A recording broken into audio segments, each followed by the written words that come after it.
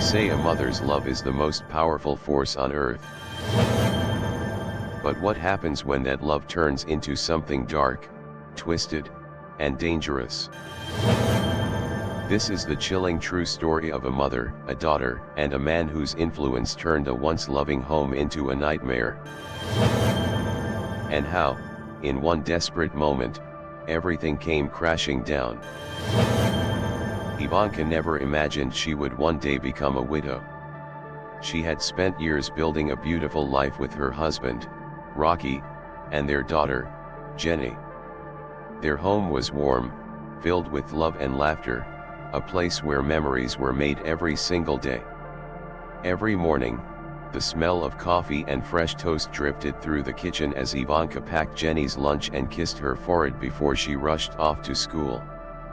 In the evenings, Rocky would return home from work, wrap his arms around his wife, and say, "What's for dinner, ladies?" It was a simple, happy life. They weren't rich.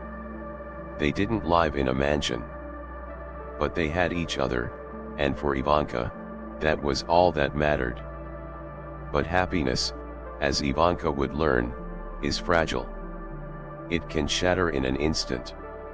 When Rocky fell ill, it started with small things: fatigue, dizziness, a cough that wouldn't go away. At first, they thought it was just a cold, maybe stress from work. But the doctor's diagnosis changed their lives forever. Cancer. Aggressive. Terminal. The word alone was enough to send chills down Ivanka's spine. But nothing could prepare her for the reality of watching the man she loved waste away before her eyes. The word alone was enough to send chills down Ivanka's spine. But nothing could prepare her for the reality of watching the man she loved waste away before her eyes. The slow, painful decline. At first, Rocky tried to fight it. He still got up every morning, still kissed Ivanka on the cheek, still cracked jokes at the dinner table. But as the months passed, his strength faded. He could no longer go to work.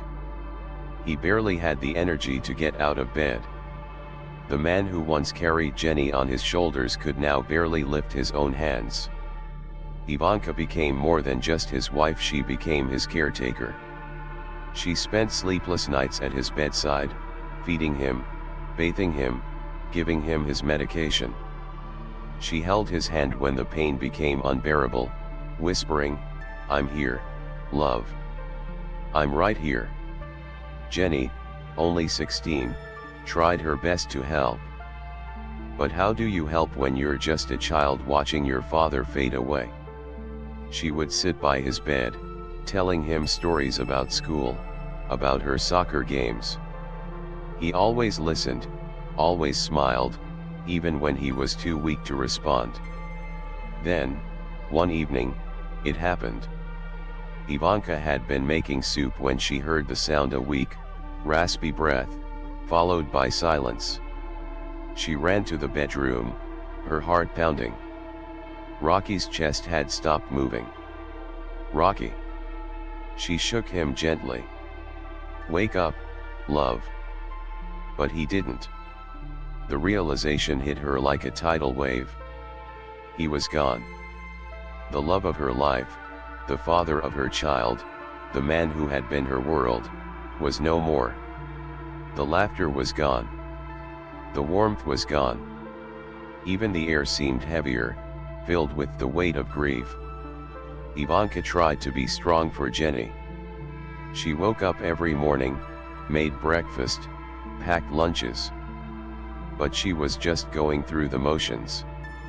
She stopped attending Jenny's soccer games. Stopped calling her friends. Stopped leaving the house except for necessities. Jenny saw it. She saw the way her mother barely spoke anymore, the way she sat at the kitchen table staring at nothing for hours. "Mom," she whispered one evening. "Do you want to come with me to the park?" Ivanka forced a smile. "Maybe another time, sweetheart." But another time never came. As the months passed, Ivanka's grief turned into something darker. The loneliness gnawed at her like a parasite. She hated the silence. Hated sleeping alone. Hated walking into an empty bedroom where Rocky's scent still lingered on the pillows. She tried filling the void. She redecorated the house, changed her hair, started watching TV shows she had never cared about before. But nothing helped. Then, one evening, a friend suggested something. "Why don't you try dating again?" Ivanka laughed at the idea. Dating?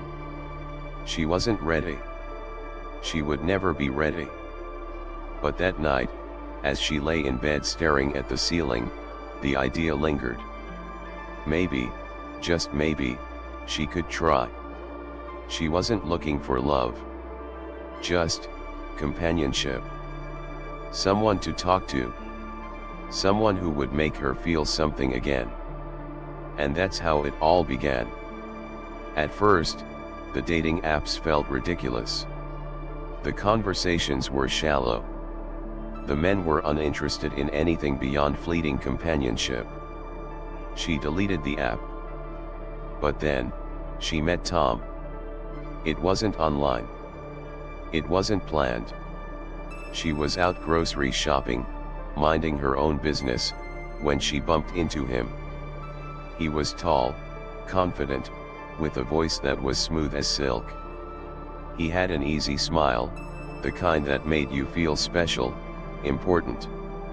"Let me help you with that," he said, picking up the can she had dropped. For the first time in years, Ivanka felt something she thought she had lost: desire.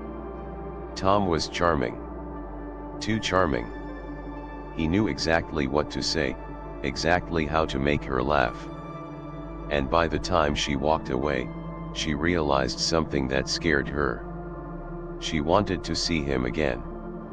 Tom started coming around more often. Flowers.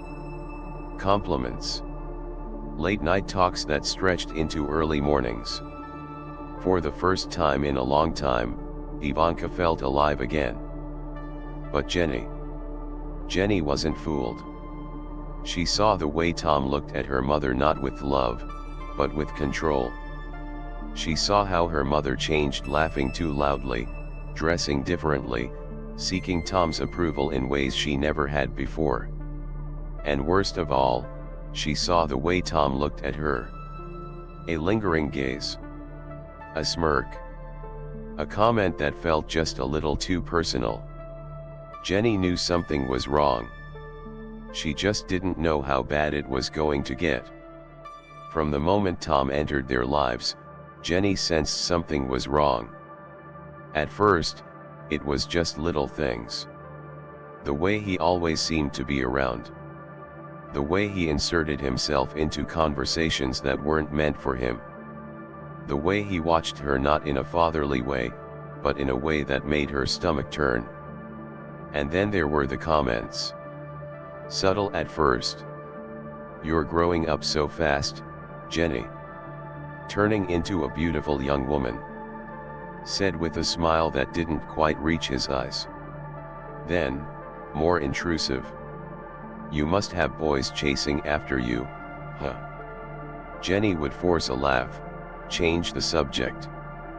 But the unease never left. She tried to talk to her mother.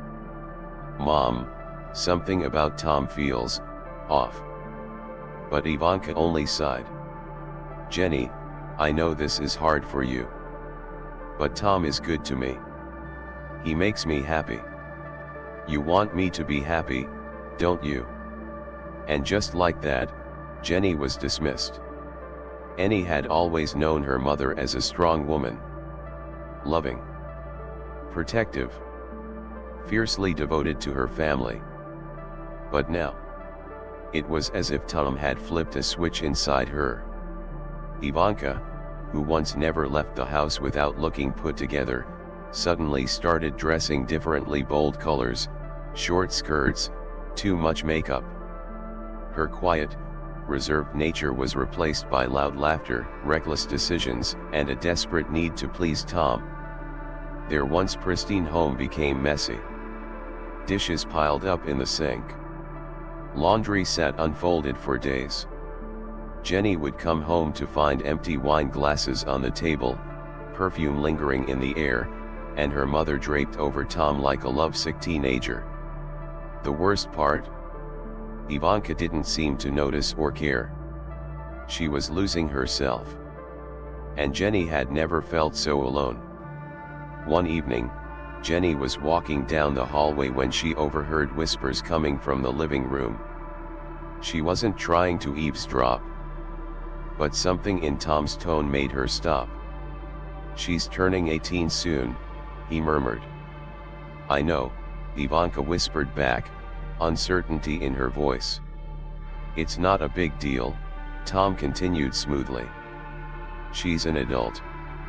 It's just expanding our fun." Jenny's heart stopped. What were they talking about? She pressed her back against the wall, her breath shallow, every fiber of her being telling her that whatever was happening, it was about to get much worse. A few nights later, Ivanka did something she had never done before. She knocked on Jenny's bedroom door. Jenny looked up from her book, confused. Her mother rarely came to her room anymore. "Mom," she said hesitantly. "Can we talk?" Ivanka's voice was soft, almost forced. Jenny frowned but nodded. "Sure." Her mother sat on the bed, smoothing out the sheets as if searching for the right words. "You know I love you, right?" Ivanka began.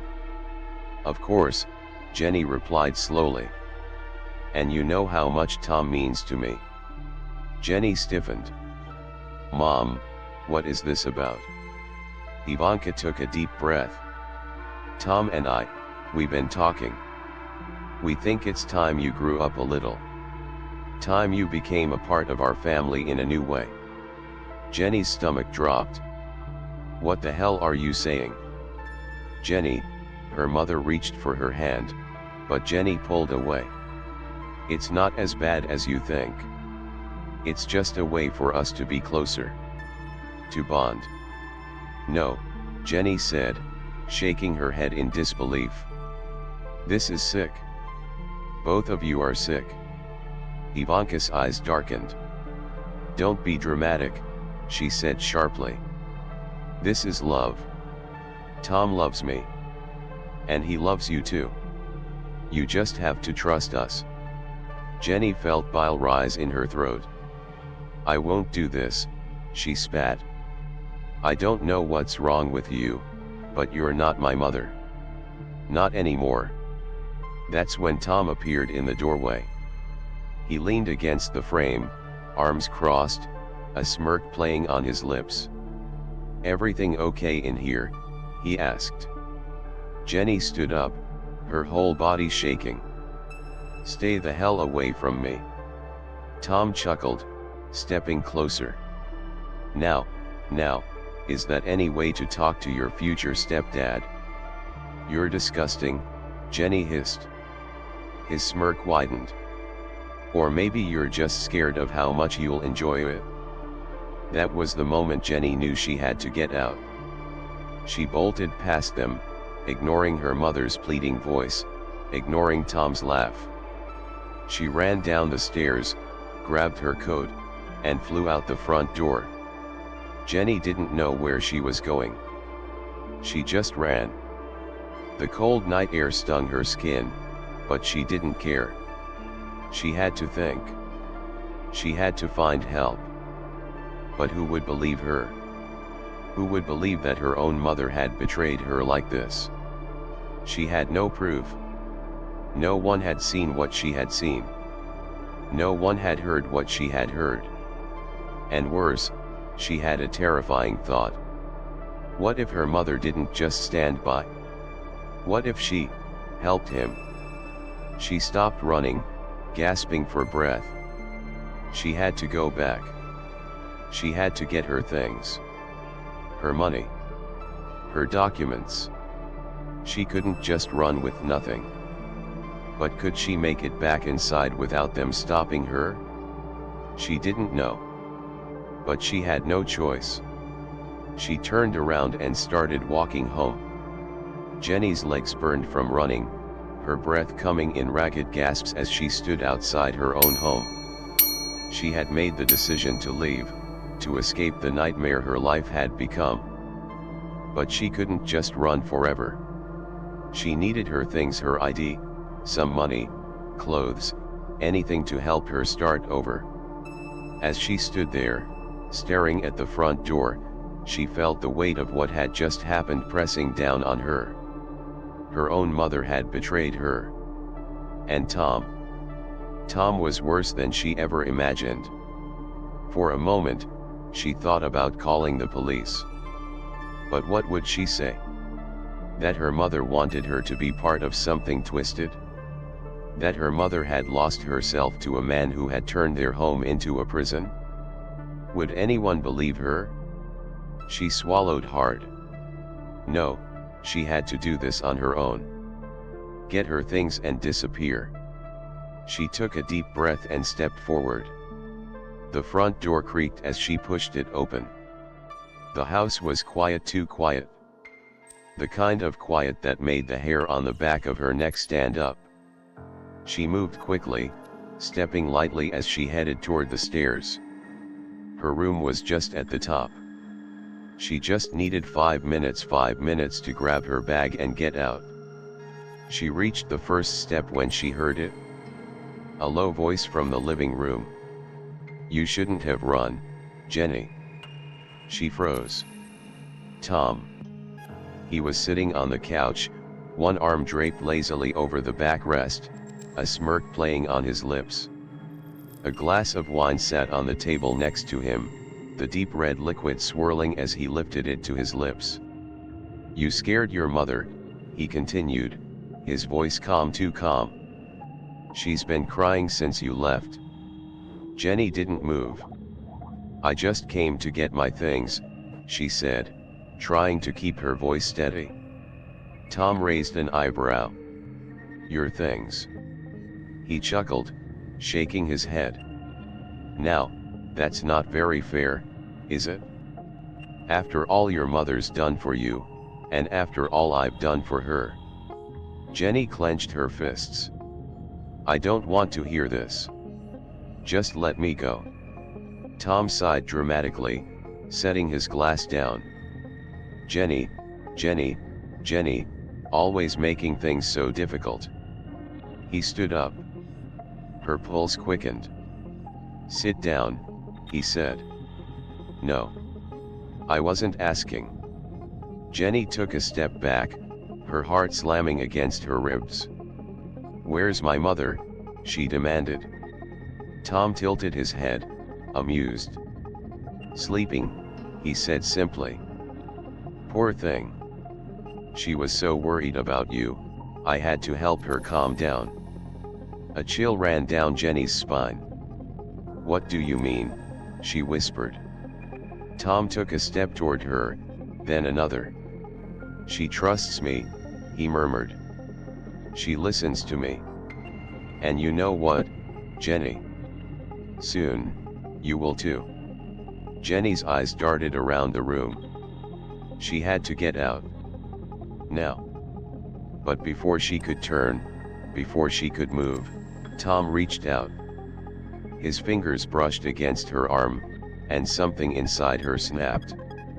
She jerked away, her breathing sharp and uneven. "Don't touch me," she spat. Tom laughed, shaking his head. "You're so dramatic," he said. "Just like your mother." Anger flared in Jenny's chest. "She wasn't like this before you came along," she shot back. "You did this to her." His smirk faltered for a fraction of a second. "Careful now," he murmured. Jenny took a step back toward the stairs. "I'm leaving," she said firmly. "And you're not going to stop me." Tom let out a low chuckle. "Leaving?" He gestured toward the door. "Be my guest." but we both know you won't make it far. Jenny narrowed her eyes. What's that supposed to mean? Tom took another sip of his wine, savoring the moment. You have no money. No car. No one to run to. And even if you do manage to disappear, do you really think your mother will just let you go? Jenny's stomach twisted. She wouldn't stop me, she whispered. Tom gave her a pitying look. Oh, sweetheart, he sighed. She already has. That was the moment Jenny knew. She was trapped. A mother's choice. Just then, a soft creak echoed through the hallway. Jenny turned. Her mother stood at the bottom of the stairs. Her hair was messy, her eyes tired, her face unreadable. Mom, Jenny breathed, relief flooding through her. But Ivanka didn't move.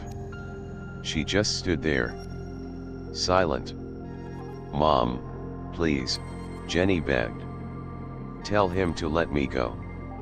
You know this isn't right. You know he's not who you think he is. Tom sighed impatiently. Ivanka, tell your daughter to sit down. Jenny watched, waiting. Hoping. Ivanka's lips parted. And then she spoke. Jenny, she said softly. Stop being so difficult. Jenny's world tilted. What? She whispered. Tom loves us, Ivanka continued, her voice strangely distant. He's right. You're overreacting. This is just change. Jenny shook her head, her vision blurring. Mom, no. No, this isn't love. This isn't right. But Ivanka wasn't listening. She stepped forward. And suddenly, Jenny understood. Her mother had already chosen. And it wasn't her. Something inside Jenny hardened. She had spent months waiting for her mother to wake up. To realize what was happening. To fight for her. But that wasn't going to happen. Not tonight. Not ever. She had two choices. Stay, and lose herself forever. Or fight. She took a slow, deep breath. And then, she ran. She bolted past her mother, ignoring the shocked gasp, ignoring the way Tom reached for her. She shoved open the front door, her feet pounding against the pavement. She didn't stop. She couldn't. This was it. This was survival. Jenny ran. The cold night air burned her lungs, but she didn't stop. She could still hear Tom's voice echoing behind her, his calm, sickening tone seeping into her mind like poison. You won't make it far, sweetheart. She pushed those words out of her head. She didn't have time to be scared. Her heart was pounding so hard she thought it might burst. The streets were empty, the houses dark. She had no money, no phone, nowhere to go. But one thing was clear: she could never go back. Not to that house. Not to her mother. And especially not to Tom. The town was small. Jenny had spent her whole life here, but tonight, it felt unfamiliar. Every shadow, every passing car made her stomach clench. Where could she go? Who would believe her? She thought about her best friend, Liv. But Liv's house was on the other side of town, too far to run. Then, she remembered. Mr. Callahan. Her soccer coach. He had always been kind to her. He had once told her, if you ever need anything, just knock. She didn't think he meant in the middle of the night, but right now, she had no other choice. The house loomed in front of her, the porch light flickering. Her hands shook as she knocked. No answer. She knocked again, harder. This time, The porch light switched on. A moment later, the door creaked open. "Jenny." Mr. Callahan's voice was groggy, confused. "Please," she gasped, barely able to speak. "I need help." One look at her tear-streaked face, her shaking hands, her wide, terrified eyes, and he knew something was wrong. He didn't ask questions. "Come inside." The warmth of the house was a sharp contrast to the freezing night air. Jenny collapsed onto the couch, her whole body trembling. "Jenny, what's going on?" Mr. Callahan sat across from her, concern written all over his face. She opened her mouth, but the words didn't come. How could she even explain? How could she tell him that the woman who raised her, the mother she had trusted her whole life, had chosen a man over her? That she had betrayed her in the worst way possible? That she had almost handed her over like she was nothing? "I can't go home," Jenny whispered. "Why not?" "Because he's there," she choked out. "And she let him." The words felt foreign, impossible, even as she spoke them. Mr. Callahan's expression darkened. "Who's he?" he asked carefully.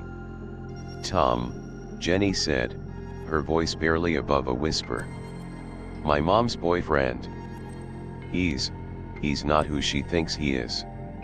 And now, she's not who I thought she was." She looked up, her eyes pleading. "Please, don't make me go back." Mr. Callahan was silent for a long moment. Then, he stood. "Stay here," he said.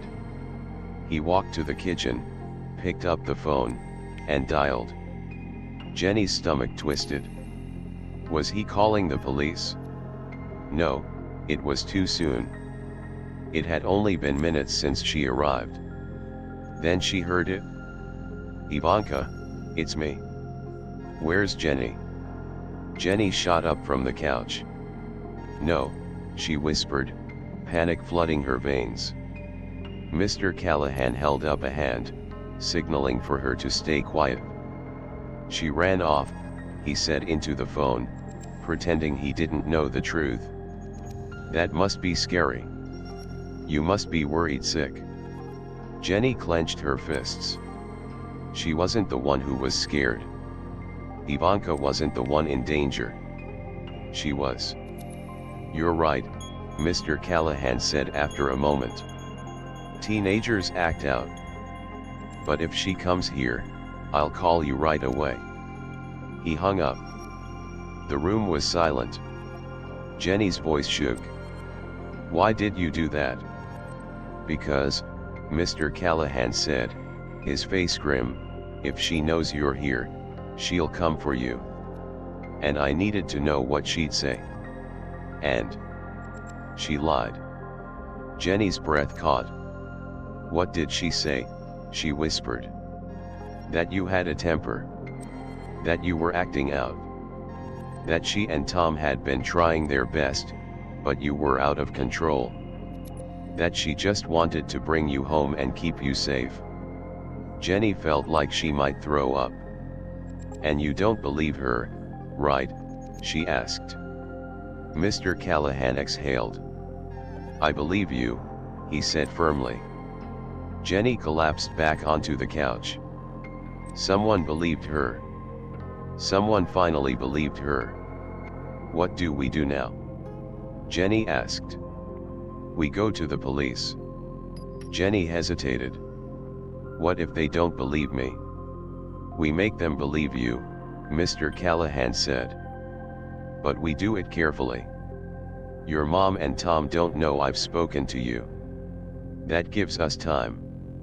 He glanced at the clock. "It's late. You should rest. Tomorrow morning, we go to the station." Jenny nodded. But deep down, she knew. This wasn't over. Not even close. Mr. Callahan led Jenny to the guest room, a small, cozy space that felt a world away from the nightmare she had just escaped. "Get some rest," he said, his voice gentle but firm. "You're safe here." Jenny nodded, but as she lay down, staring at the ceiling, she knew sleep wouldn't come easily. Safe. The word felt foreign. Could she ever feel safe again? Every time she closed her eyes, she saw them. Her mother standing at the bottom of the stairs, her voice disturbingly calm. "Stop being so difficult, Jenny." And Tom, always smirking, always watching. "You won't make it far, sweetheart." She squeezed her eyes shut, willing herself to push the voices away. But the silence of the house only made them louder. She wasn't safe. She would never be safe. Jenny woke to the sound of muffled voices. The sun streamed through the window, but instead of warmth, she felt cold. She sat up, her pulse quickening. For a second, she forgot where she was. Then it hit her. She had run. She had made it out. And now it was time to face what came next. She took a deep breath and stepped into the hallway. Mr. Callahan was in the kitchen, speaking on the phone. His voice was low, serious. "Yes. I understand. Yes, I'll bring her in." Her stomach clenched. "Who was that?" she asked, barely above a whisper. Mr. Callahan turned, setting the phone down. "The police," he said. Jenny sat across from Mr. Callahan at the kitchen table, gripping a warm cup of tea that she hadn't touched. "What if they don't believe me?" she murmured. "They will," he said, but there was something in his tone, something cautious. "You don't sound sure." "It's not that I don't believe you, Jenny," he said quickly. "I do. But your mother has already told them her side of the story." Jenny's chest tightened. "What did she say?" Mr. Callahan hesitated, then sighed. "That you've been troubled," he said carefully. "That since your father passed, you've been angry, lashing out. That she's been trying her best, but you've been rebelling." "That's not true," Jenny snapped, slamming the cup onto the table. "I know," Mr. Callahan said gently.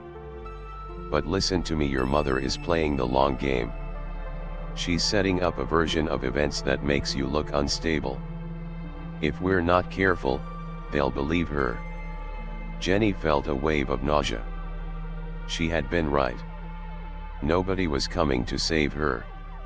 She had to save herself. The station smelled of coffee and paper. Officers moved around, some talking, others typing reports. It felt normal. Too normal. As if the world hadn't just fallen apart. Mr. Callahan led her to the front desk, where a female officer looked up. "Can I help you?" she asked. "Yes," Mr. Callahan said. "This is Jenny. She needs to file a report." The officer's gaze shifted to Jenny. "A report about what?" Jenny opened her mouth, but suddenly, words failed her. What was she supposed to say? "My mother sold me out to her boyfriend. The man she loves is a monster and she chose him over me." Her voice trembled. I need help." The officer softened. "Okay, honey. Let's start from the beginning. A private room. A desk. 2 chairs. Jenny sat on one side, her hands clenched in her lap. A detective sat across from her, flipping through a notebook. "Tell me what happened," he said. She hesitated. But then, the words poured out. She told them everything. Tom. The way he looked at her. The way he manipulated her mother. The things he whispered when no one was around. Her mother's betrayal. The night in her bedroom. The moment she realized she was trapped. Her escape. By the time she finished, she was shaking. The detective leaned back, exhaling. "That's a lot," he admitted. Jenny swallowed. "Do you believe me?" she whispered. The detective didn't answer right away. "We'll need to speak with your mother," he said finally. And just like that, Jenny knew. It wasn't over. Not yet. They called Ivanka. Jenny sat in the waiting area, heart pounding, as her mother's voice crackled through the phone.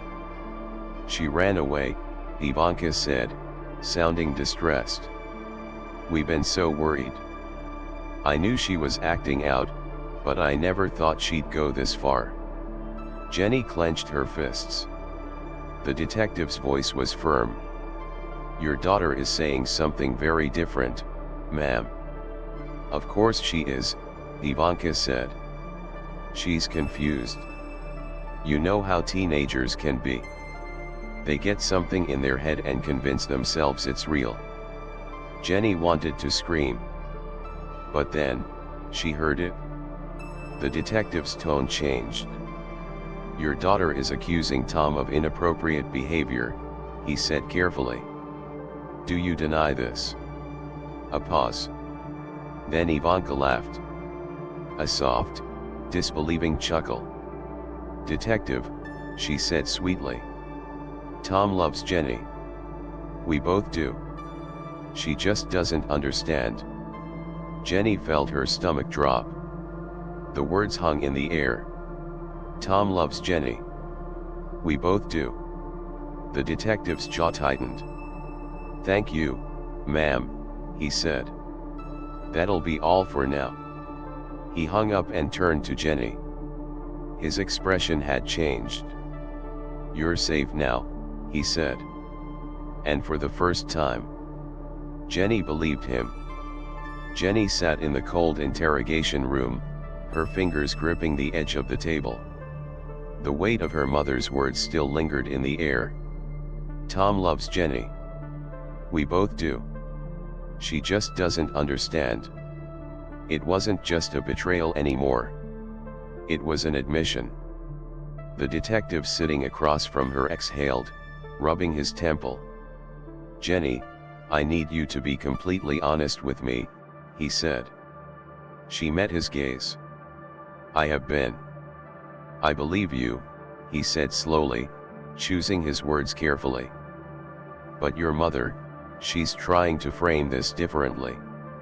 She's painting you as a troubled teenager who's misunderstood her intentions." Jenny's stomach twisted. "What does that mean?" she asked. "It means she's not just defending Tom," the detective said grimly. "She's defending herself." "So what happens now?" Jenny asked. "We need more," the detective admitted. "Your word is strong, and I believe you. But the way your mother is framing things, it's not enough to move forward." "So, what? I just wait?" Jenny snapped. "You heard what she said. She practically admitted everything." "Legally, that wasn't an admission of guilt," the detective said. "We need evidence. Something concrete. And if we don't get it?" The detective hesitated. "If we don't get it," he said slowly, "there's a chance they'll try to take you back home." "No," Jenny whispered, shaking her head. "I can't go back. I won't." "Jenny, listen to me," the detective leaned forward. "I'm not going to let that happen. But I need you to help me. I need you to think anything that proves Tom is dangerous. Messages. Conversations. Anything." Jenny's mind raced. She had spent months trying to ignore Tom, trying to pretend that her mother would wake up one day and realize who he really was. But now she had to remember. She closed her eyes, breathing deeply. And then, "My mom's phone," she blurted out. The detective straightened. "What about it?" "She used to text him all the time," Jenny said, her voice quickening. "When I was in my room, I could hear her. They were always whispering, always talking about things they didn't want me to hear." "Did you ever see the messages?" "No," Jenny admitted. "But my mom is terrible with technology. She never deletes anything. If we can get her phone, I guarantee there's something in there." The detective nodded. "That could work," he said. "But we can't just take it. We need a warrant.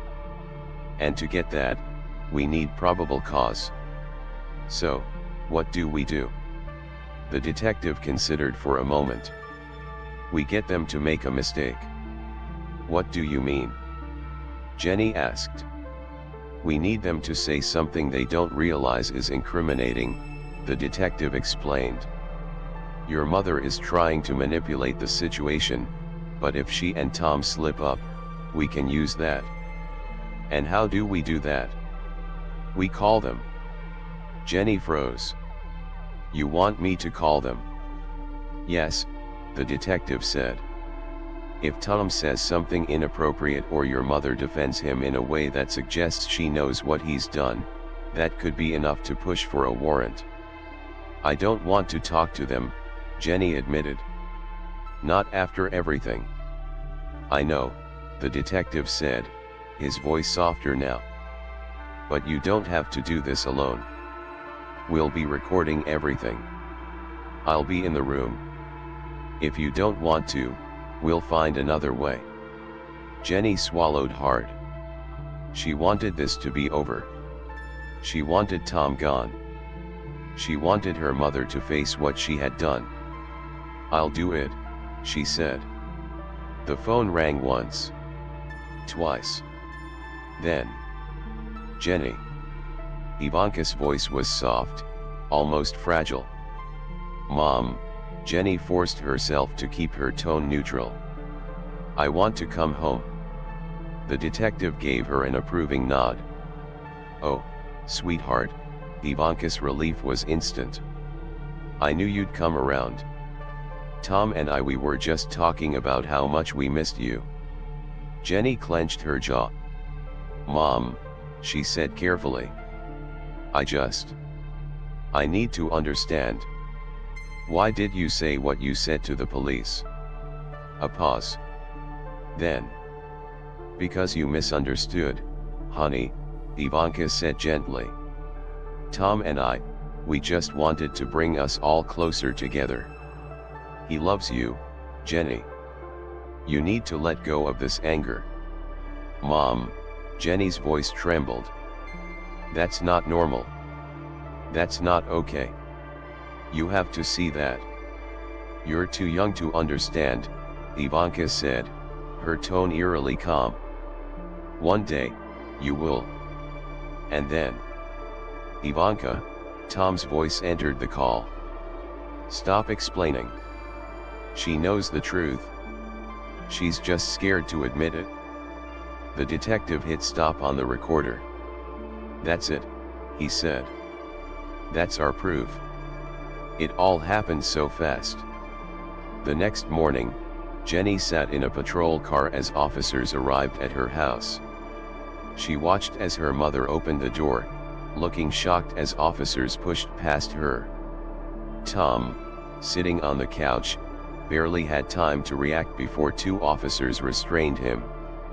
"What the hell is this?" he demanded. "Thomas Caldwell, you're under arrest for coercion and attempted exploitation of a minor," an officer stated. "Jenny!" Ivanka shrieked. "Tell them this is a mistake." But Jenny stayed silent. She didn't move as her mother was placed in handcuffs. She didn't flinch when Tom screamed her name. She just watched. The nightmare was over. But at what cost? The case was long. The trial was brutal. Her mother defended Tom until the very end. She refused to believe what he had done. In the end, Tom was sentenced to 15 years. Her mother? 5. For child endangerment. For failing to protect her own daughter. The mother who had once baked cookies for school fundraisers, who had kissed her goodnight, was gone. She had been gone for a long time. And Jenny had finally stopped waiting for her to come back. She was free. In the end, the jury saw the truth. Jenny wasn't a criminal, she was a survivor. A lesson about manipulation. About trust. And about how even the people closest to us can sometimes be the ones who betray us the most. What would you do if the person meant to protect you became the one you feared most?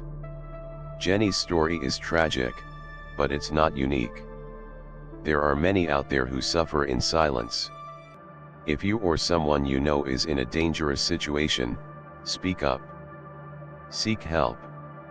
Because sometimes, the most dangerous people are the ones we trust the most.